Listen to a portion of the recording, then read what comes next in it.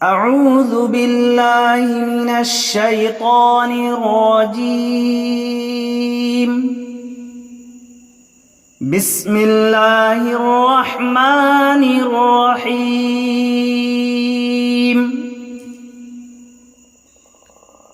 عبس وتولا وہ ترش رو ہوا اور منہ موڑ لیا. ان جاءہ الاعمی، صرف اس لیے کہ اس کے پاس ایک نابینا آیا. آئیے اب مختصر سی تشریح پر نظر کرتے ہوئے چلتے ہیں. ایک مرتبہ رسول اللہ صلی اللہ علیہ وسلم قریش کے سرداروں کو اسلامی تعلیم سمجھا رہے تھے اور مشغولی کے ساتھ ان کی طرف متوجہ تھے. دل میں خیال تھا کہ کیا عجب اللہ انہیں اسلام نصیب کر دے. اتنے میں حضرت عبداللہ بن ام مکتوم رضی اللہ تعالی عنہ آپ صلی اللہ علیہ وسلم کے پاس آئے. پرانے مسلمان تھے، عموماً حضور صلی اللہ علیہ وسلم کی خدمت میں حاضر ہوتے رہتے تھے اور دنیا اسلام کی تعلیم سیکھتے رہتے تھے اور مسائل دریافت کیا کرتے تھے. آج بھی حسب عادت آتے ہی سوالات شروع کیے اور آگے بڑھ بڑھ کر حضور صلی اللہ علیہ وسلم کو اپنی طرف متوجہ کرنا چاہا. آپ صلی اللہ علیہ وسلم چونکہ اس وقت ایک اہم امر دینی میں پوری طرح مشغول تھے، ان کی طرف توجہ نہ فرمائی بلکہ ذرا گراں خاطر گزرا اور پیشانی پر بل پڑ گئے. اس پر یہ آیت نازل ہوئی کہ آپ صلی اللہ علیہ وسلم کی بلند شان اور اعلیٰ اخلاق کے لائق یہ بات نہ تھی کہ اس نابینا سے جو ہمارے خوف سے دوڑتا بھاگتا آپ صلی اللہ علیہ وسلم کی خدمت میں علم دین سیکھنے کے لیے آئے اور آپ صلی اللہ علیہ وسلم اس سے منہ پھیر لیں اور ان کی طرف متوجہ ہیں جو سرکش ہیں اور مغرور و متکبر ہیں. بہت ممکن ہے کہ یہی پاک ہو جائے اور اللہ کی باتیں سن کر برائیوں سے بچ جائے اور احکام کی تعمیل میں تیار ہو جائے. وَمَا يُدْرِيكَ لَعَلَّهُ يَزَّكَّى، تجھے کیا خبر شاید وہ سنور جاتا. یعنی وہ نابینا تجھ سے دینی رہنمائی حاصل کر کے عمل صالح کرتا جس سے اس کا اخلاق و کردار سنور جاتا، اس کے باطن کی اصلاح ہو جاتی اور تیری نصیحت سننے سے اس کو فائدہ ہوتا. او یذکر فتنفعہ الذکریٰ، یا نصیحت سنتا اور اسے نصیحت فائدہ پہنچاتی. اما من استغنی، جو بے پرواہی کرتا ہے، یعنی ایمان سے اور اس علم سے جو تیرے پاس اللہ کی طرف سے آیا ہے، اس چیز سے جو بے پرواہی کرتا ہے آپ اس کی طرف متوجہ ہیں. فَأَنْتَ لَهُ تَصَدَّى، تو اس کی طرف تو پوری توجہ کرتا ہے. وَمَا عَلَيْكَ أَلَّا يَزَّكَّى، حالانکہ اس کے نہ سنورنے سے تجھ پر کوئی الزام نہیں. وَأَمَّا مَنْ جَاءَكَ يَسْعَى، اور جو شخص تیرے پاس دوڑتا ہوا آتا ہے، یعنی اس بات کا طالب بن کر آتا ہے کہ تو خیر کی طرف اس کی رہنمائی کرے اور اسے واعظ و نصیحت کرے. وَهُوَ يَخْشَى، اور وہ ڈر بھی رہا ہے، یعنی خدا کا خوف بھی اس کے دل کے اندر سمایا ہوا ہے. فَأَنْتَ عَنْهُ تَلَهَّى، تو اس سے بے رخی برتتا ہے. یعنی ایسے لوگوں کی قدر افزائی کی ضرورت ہے، نہ کہ ان سے بے رخی برتنے کی. ان آیتوں سے یہ معلوم ہوا کہ دعوت و تبلیغ میں کسی کو خاص نہیں کرنا چاہیے، بلکہ صاحب حیثیت اور بے حیثیت، امیر اور غریب، آقا اور غلام، مرد اور عورت، چھوٹے اور بڑے سب کو یکساں حیثیت دی جائے اور سب کو مشترکہ خطاب کیا جائے۔ کلا انہا تذکرہ، یہ ٹھیک نہیں، قرآن تو نصیحت کی چیز ہے، یعنی غریب سے یہ روگردانی اور اصحاب حیثیت کی طرف خصوصی توجہ، یہ ٹھیک نہیں، آئندہ ایسا دوبارہ نہ ہو۔ فمن شاء ذکرہ، تو جو چاہے اس سے نصیحت حاصل کرے، یعنی جو اس میں رغبت کرے اور اس سے نصیحت حاصل کرے اور اسے یاد کرے اور اس پر عمل کرے، اور جو اس سے منہ پھیرے جیسے سردار قریش نے کیا تو ان کی فکر کرنے کی ضرورت نہیں۔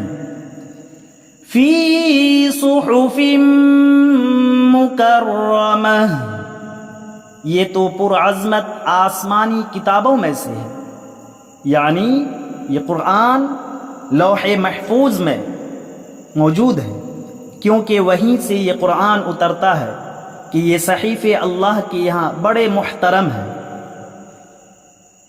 مرفوعۃ مطہرہ، جو بلند بالا اور پاک صاف ہے۔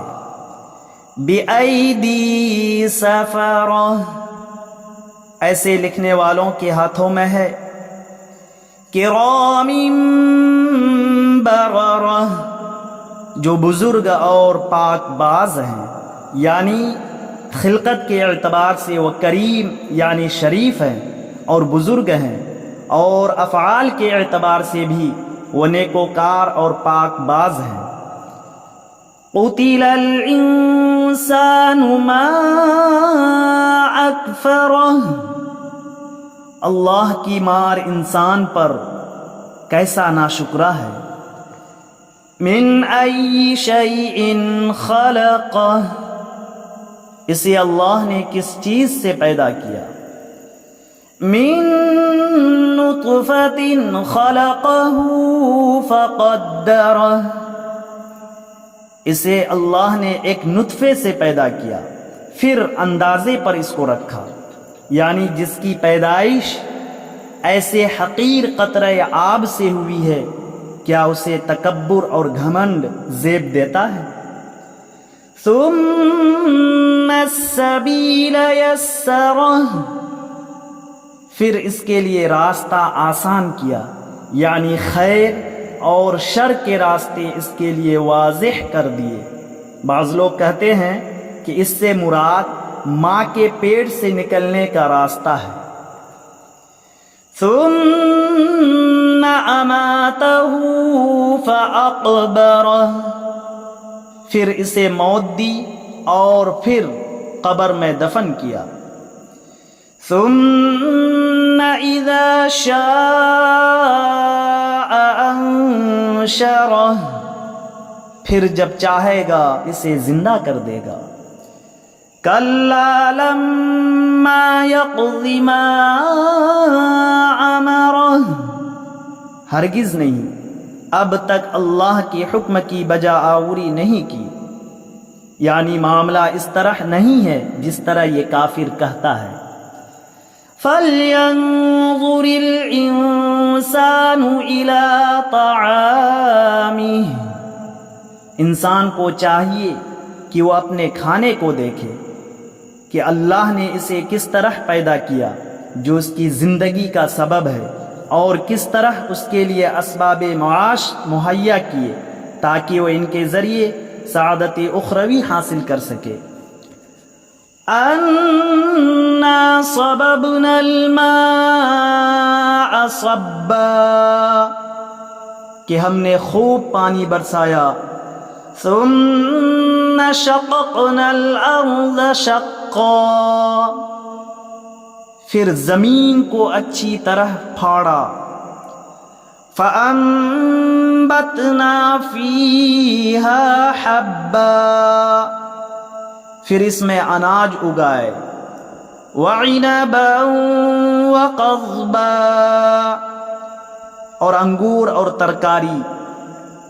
وزیتونا ونخلا، اور زیتون اور کھجور، وحدائق غلبا، اور گھنے گھنے باغات، وفاکہۃ وابا، اور میوہ اور گھاس چارہ بھی اس میں اگایا، متاعا لکم ولانعامکم، تمہارے استعمال اور فائدے کے لیے اور تمہارے چوپایوں کے لیے۔ فَإِذَا جَاءَتِ الصَّاخَّةُ، پس جب کان بہرے کر دینے والی قیامت آ جائے گی، یعنی قیامت وہ ایک نہایت سخت چیخ کے ساتھ واقع ہوگی جو کانوں کو بہرا کر دے گی۔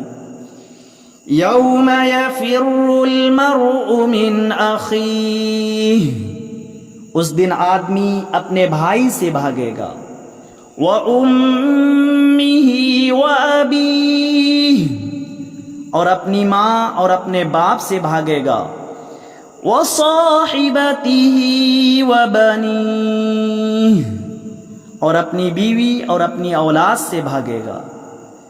لکل امرئ منہم یومئذ شأن یغنیہ، ان میں سے ہر ایک کو اس دن ایسی فکر دامنگیر ہوگی جو اس کے لیے کافی ہوگی، یعنی وہ فکر ان کے اقربا اور احباب سے بے نیاز اور بے پرواہ کر دے گی۔